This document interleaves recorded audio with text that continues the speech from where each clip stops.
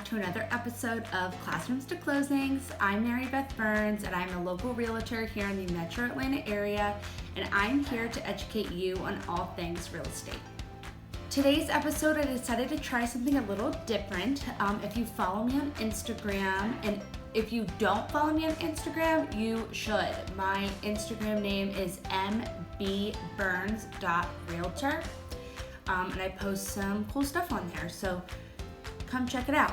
But if you do already follow me on Instagram, you may have seen that I asked all of my Instagram followers to send me questions, real estate related or not. And thank you so much to those of you who sent in questions. I got so many, in fact, that depending on how long this goes, I might be doing this in 2 parts. I don't want this to be the longest video in the world.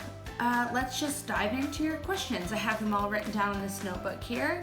Okay, the first question that I got was, where are you from? I hear Southern and Northern in your voice. So funny that this is a question because I keep hearing this lately as I've been posting on social media more and making these videos. I've never heard that before. Or I guess I've rarely heard that before. Normally, I don't get any comments about an accent, but I do have some Southern and some Northern roots. So the question, where are you from, is a little complicated for me. So I was born in Memphis, Tennessee. That's where my dad is from. My mom met my dad in Memphis. She's from Tennessee also. They went to college there, got married there, and had me there. They lived in a little fixer-upper, cute little house in a, mom and dad, I don't remember the name of your neighborhood, but they said it was like a cool neighborhood. I don't remember anything about it. Obviously, we moved the day after my first birthday, but I like Memphis, and I think it's cool that I was born there. So I guess if you consider where you from as where you were born, then I'm from Memphis, but I really can't tell you much about it. It's a cool place. After Memphis, we moved to Wilmington, Delaware, and I absolutely love Delaware. Not only were the people there just the absolute best, we had such a great sense of community there. I thought everybody was really down to earth. It was just a very sweet time in our lives with the precious people that were surrounding us. But Delaware as a place is a really cool place. I walked to school, which was really cool. There's no sales tax there. Awesome. There's really fun beach towns with cool boardwalks in Delaware. I just really liked it there. If you haven't been to Delaware, you should go. It's underappreciated, I would say. So I lived there for about 10 years, and then we moved to a town called Flemington. It's in New Jersey, and we lived there for, I don't know, like 8 or 9-ish years. I loved living in Flemington. I think when people think of New Jersey, they think of Jersey Shore, and most of New Jersey is not like that, okay? Flemington included. Flemington is beautiful. We lived on this big hill, and we had a house that had a porch with porch swings, and you could sit on the swings and see, we had this mountain view, and on the other side of the mountain was New York City. And so we would sit outside at night, sometimes on the 4th of July or New Year's Eve, and you could see the fireworks in New York City, which I thought was just so cool. Flemington is in Hunterdon County, which is, I don't know what it's ranked now, but when we lived there, they were always like the 2nd or 3rd most affluent county in the country. So that was a different experience. I went to a really, really good high school, and yeah, I loved Flemington. If you ever get a chance to go, downtown Flemington is so cute. They have it just has a very quaint feeling. Like there's homes, a lot of the homes there are Victorian style, which I just got such an appreciation for. I feel like that's where my love of real estate began when we lived there, and they have amazing pizza, of course. So yeah, lived in Flemington, New Jersey until when I was in college. I went to Alabama, and while I was there, my parents moved to Pearland, Texas, which is a town right outside of Houston, and they moved there when I was in college. So I was only there for like summers and maybe a couple of the breaks, but so I never really got attached to the community in Houston. I had a couple of friends, but for the most part, not really. All I have to really say about Texas, it's really hot there and really flat, and I didn't like it that much. But that could have just been, you know, the time in my life when my parents moved. Then after I graduated from college, I moved here to Atlanta. I've been here for 12 years, which makes Atlanta the place that I've lived the longest. And my parents live in Alabama now. They moved like right after I graduated from the University of Alabama, so I kind of consider Alabama a home too. So in a nutshell, that's where I'm from. I would claim all of those places with the exception of probably Houston as where I'm from, and I'm really proud to be from all those places. Okay, the second question that I got was, what is your favorite part of Atlanta? I've lived in lots of different places or parts of Atlanta, both ITP, if you're from here, it's inside the perimeter, and OTP, outside the perimeter. I've lived in Buckhead, Brookhaven, Midtown, Smyrna, Roswell. I lived in Johns Creek for like a little bit, but I wouldn't really count that. So I've lived in like 5.5 parts of Atlanta.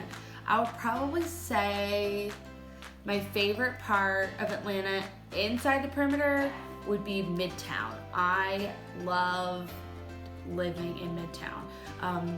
I just feel like Midtown has kind of the best of everything. Like, there's some parts of Midtown, you can be walking on the street, there's huge high rises,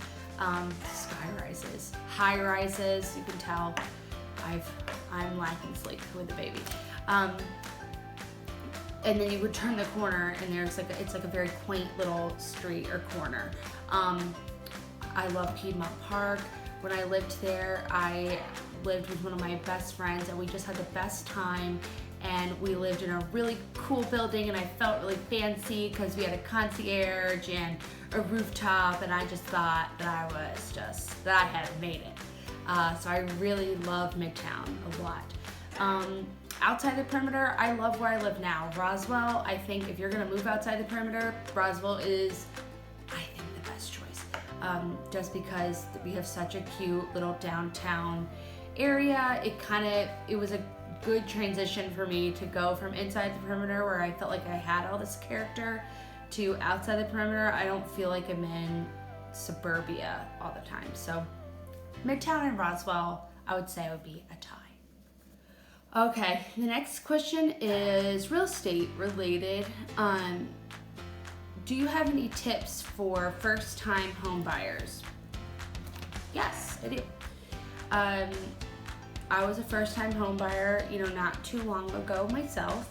And I think, the first thing that I would suggest to you is to make sure that you have your money right. So when you go to buy a house, one of the first things that you'll do is you'll talk to a lender, and they'll really look at 3 different things. They'll look at your debt to income ratio, your credit score, and your how much you would have for a down payment. So if you've got a lot of debt, spend some time preparing and eliminate some of that debt so that your debt to income ratio can be better.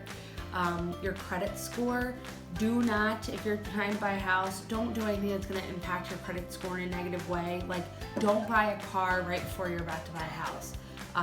It'll go down. Don't apply for a credit card. No big purchases, nothing. Like, be boring, okay? If you're just gonna buy a house, don't make any other big moves. And then, as far as the down payment goes, A lot of people, that you'll hear people say you need to put 20% down, and some people do, but you do not have to do that. There's so many options for down payments. There's down payment assistance programs, there's rent to own program, there's all kinds of things. So reach out to me if you have some questions with the money stuff. I have a really great lender who I can set you up with, and she's really nice, and she can answer all those questions. Low pressure, no strings attached. She's just a wealth of information. The other thing I would say to first-time home buyers is keep your expectations realistic. Do not be the person on House Hunters who wants an old home with character but is completely move-in ready with modern appliances in the best neighborhood with shiplap, and you have $200,000. It's not gonna happen, okay? Like that is not the way that the housing market works. What you need to do is, once you find out how much you can afford, you need to make a list of no more than 5. I would even suggest really just 3 must-haves, and then have a list of nice-to-haves. But just know that there's a good chance that you won't get all of those nice-to-haves, but I can guarantee you that a lot of those nice-to-haves you can just add later, okay? So be realistic. I'm not trying to be mean, just trying to set you up for success here. And then the last thing I would say to a first-time home buyer is make sure that you get pre-approved before you go looking for homes. You do not want to be a shopper, you want to be a buyer. Especially in this market, if you're gonna buy now, which is the best decision ever because interest rates are crazy low, you wanna be ready to buy. So having that pre-approval is a great sign that you are ready to buy, and that gives a lot of reassurance to the seller. So if you have any questions about how to get pre-approved or anything, just reach out to me, I'll let you know. It is so much easier than it sounds. If you're like me, when I went to buy a house, a lot of this stuff sounded really intimidating, but if you have a good agent, then it's really not as complicated as it sounds.